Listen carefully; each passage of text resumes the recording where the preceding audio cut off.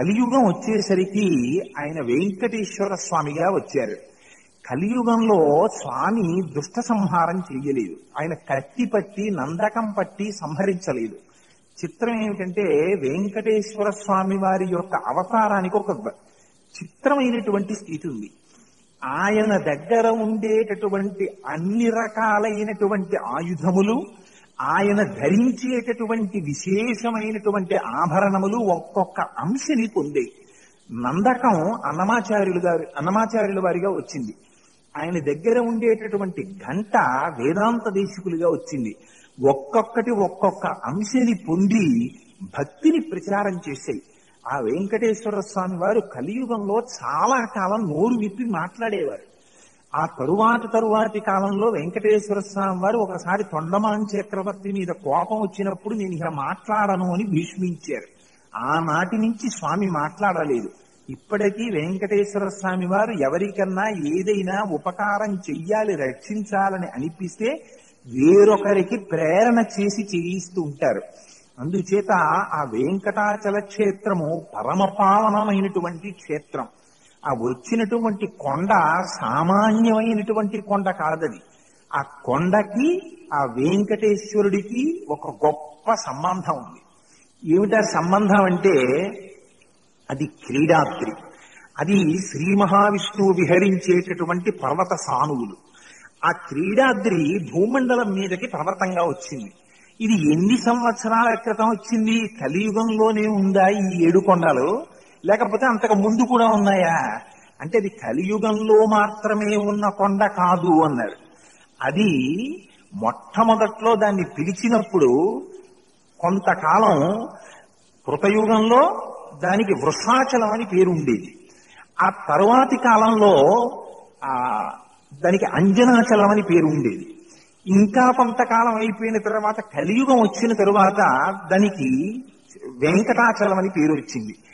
యుగాలు మారిపోతున్నా ఆ కొండ మాత్రం అలాగే ఉండిపోయింది. అందుచేత కృతే వృషాద్రిం వక్షంతి త్రేతాయాం అంజనాచలం అని ఒక్కొక్క యుగంలో ఒక్కొక్క పేరుతో ఆ కొండ మాత్రం అలాగే ఉండిపోయింది. నామాని యుగభేదేన శైలాస్థాస్య భవంతి. కొండ మాత్రం అలాగే ఉంది, యుగాలు మారిపోయాయి, పేరు మాత్రం మారిపోయింది. అందుకే ఇప్పటికీ మీకు వెంకటాచలంలో శిలాతోరణము అని ఒకటి ఉంది. ఆ శిలాతోరణం ఎంత ప్రాచీనమైనది అంటే ఎవరూ చెప్పలేరు. కొన్ని కోట్ల సంవత్సరాల క్రితం ఏర్పడినటువంటి శిలాతోరణమని చరిత్రకారులు దాన్ని నిర్ధారించారు.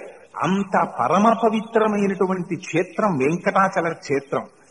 మనకి పాపములన్నీ కూడా ఎక్కడ ఉంటాయి అంటే వెంట్రుకల యొక్క మొదళ్ళని ఆశ్రయించి ఉంటాయి పాపాలు. అందుకని ఆ పాపాల్ని తీసేయడం కోసమని పరమేశ్వరుడు ఏం చేస్తాడంటే ఎవ్వరూ ఏమీ ఇవ్వవలసినటువంటి అవసరం లేకుండా, కలియుగంలో ప్రతిదానికి డబ్బుతోటే కదండి ముడి. ₹1 పరమేశ్వరుడి దగ్గర హుండీలో వెయ్యాలన్నా కూడా అమ్మో రూపాయి వెయ్యడం అనిపిస్తుంది. అందుకని మన ప్రమేయం లేనిది, మనం పెంచాలని ప్రత్యేకం పెంచవలసినటువంటి అవసరం లేది, తనంత తాను పెరిగేది, భగవంతుని కృపచేత ఉండేది అని వెంట్రుకలైన ఎదిగాడు. ఎంత విచిత్రమో చూడండి. ఆ వెంట్రుకల మొదళ్ళని ఆశ్రయించి పాపాలు ఉంటాయి. అందుకని వెంకటాచలం వెడితే స్వామివారి దగ్గరికి వెళ్లి తలనీలాలు సమర్పించినంత మాత్రము చేత వాడి శరీరమునకు పట్టి ఉన్నటువంటి పాప రాశి తొలగిపోతుంది. అందుచేత వెంకటాచలానికి ఆ ప్రాశస్త్యం ఉంది. మళ్ళీ వారణాసికి అటువంటి ప్రాశస్త్యం ఉంది. వారణాసి పట్టణంలో ప్రవేశిస్తుంటేనే శరీరానికి పట్టి ఉన్నటువంటి పాపములన్నీ ఎగిరి చెట్లెక్కి కూర్చుంటాయిట. వారణాసి ఎంత గొప్పదో రామకృష్ణ పరమహంస దర్శనం చేశారు. అవి ఆ చెట్ల మీద కూర్చుని నిరీక్షిస్తాయిట, మళ్ళీ వాడు తిరిగి వస్తున్నప్పుడు పట్టుకుందామని. కానీ వాడు తిరిగి రాకపోతే 7 రోజుల పాటు కాశీ పట్టణంలో వాడు కానీ నివాసం ఉంటే ఇక వాడు తిరిగి రాడని ఆ పాపరాశి వెళ్ళిపోతుందిట. అందుకని వారణాసిలో ఉండడం కూడా అంత గొప్ప విషయం. వెంకటాచలానికి వెళ్లి తలనీలాలు సమర్పించినంత మాత్రం చేత శరీరమునకు పట్టినటువంటి పాపరాశి ధ్వంసమైపోతుంది. అంతగా పాపరాశిని ఖండించగలిగినటువంటి గొప్ప అవతారం ఆ వెంకటేశ్వర అవతారం. ఆ వెంకటేశ్వరుడు రావడానికి ప్రధానమైనటువంటి కారణాలు 3 చెప్తారు. ఈ 3 కారణాలే. ఒకటి, మొట్టమొదటి కారణం ఏమిటంటే, నారద మహర్షి ఒక రోజున వెళ్లి అడిగారు వెంకటేశ్వర స్వామి వారిని. వెంకటేశ్వర స్వామి వారంటే వైకుంఠంలో విరాజమానుడై ఉన్నటువంటి శ్రీ మహావిష్ణువు.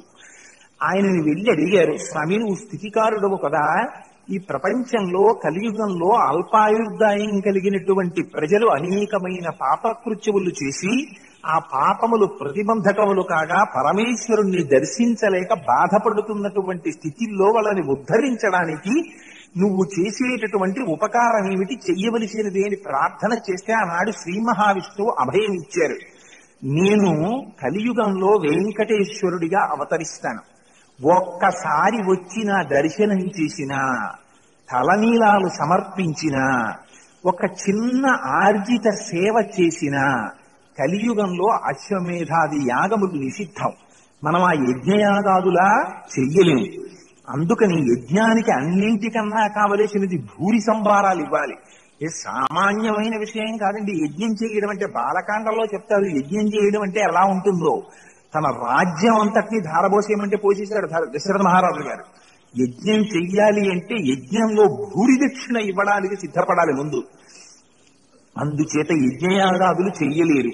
కాబట్టి ఏమిటి, ఒక్కసారి వెంకటాచలం వెళ్ళి ఒక్క చిన్న ఆర్జిత సేవ చేశాడా, ఆర్జిత సేవ కూడా అక్కర్లేదు, ఒక్కసారి వెళ్ళి స్వామికి ఇలా నమస్కారం చేశాడా చాలు, బడి పాపరాశి దగ్ధమైపోతుంది.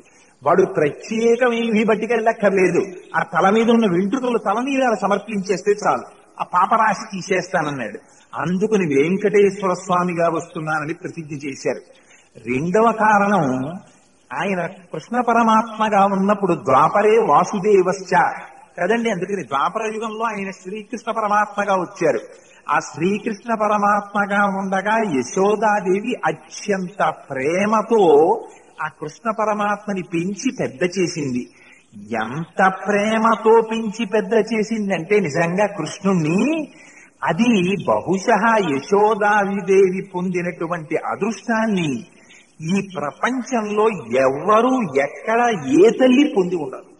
రామచంద్రమూర్తిగా కౌసల్యాదేవి కంది శ్రీ మహావిష్ణువుని. ఏ సామాన్యమైన కష్టం పడలేదు ఆవిడ.